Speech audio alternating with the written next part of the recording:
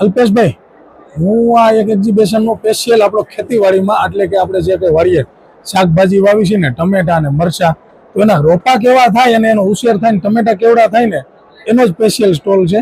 હું તમને એ નાની એવી વસ્તુ બતાવું છું. એક આ મરચીનો છોડવો છે કે મરચા કેવા થાય ને, આ જો બેન બતાવે છે, લાલ મરચા અને લીલા મરચા પાકી જાય ને એટલે આખું જ એકદમ લાલ થાય ને તો કળસલી ન પડે, અને મરચું એટલું ઘાટું કે લૂમે ઝૂમે મરચા આવે, આખી આખી મરચી નમી ગઈ હોય. અને આ રિયલ એની અંદરમાં છોડવા લઈ આવ્યા છે અને અહીંયા એને આવી રીતનું તૈયાર કરી અને વાવેતર કર્યું છે. આ મરચાનું છે. ત્યાર પછી આ કેપ્સિકન મરચા આવે, એ કલરવાળા મરચા છે, આપણે પીઝામાં જે વાપરતા હોય તે મરચા છે. હવે टमेटा जो तो कितना ग्राम का वो टमाटा होगा? ये 180 ग्राम्स का होता है एक तो 180 ग्राम के 200 ग्राम ના આવા ટમેટા હોય છે. અને આ કાચા ટમેટા જો રિયલ ની અંદર માં, અને આ 200 250 ગ્રામ ના મોટા તરબૂચ સફરજન જેવડા જેવડા ટમેટા છે. અને નાના ટમેટાની આવી લાઈન લુમુન લુમુ થાય. चेरी, ये चेरी टोमेटो है. યસ.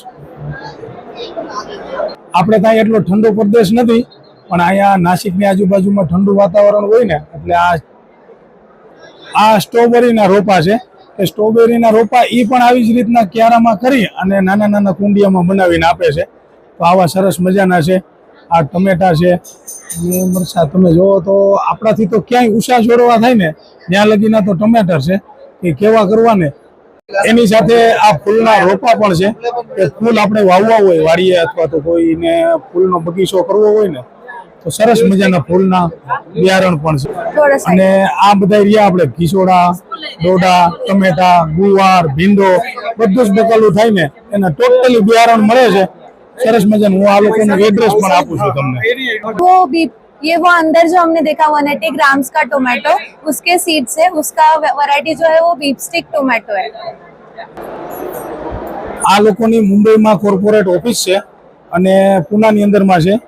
આ એનો કોન્ટેક્ટ નંબર છે. જો કોઈને આવા ટમેટા અને મરચા વાવવા હોય ને તો સારામાં સારા એના બી મળે છે ને રોપાનું પણ એ લોકો વેચાણ કરે છે. ત્યાર રોપા જોતા હોય તો રોપા પણ મળી જાય અને બિયારણ બધું જ મળશે.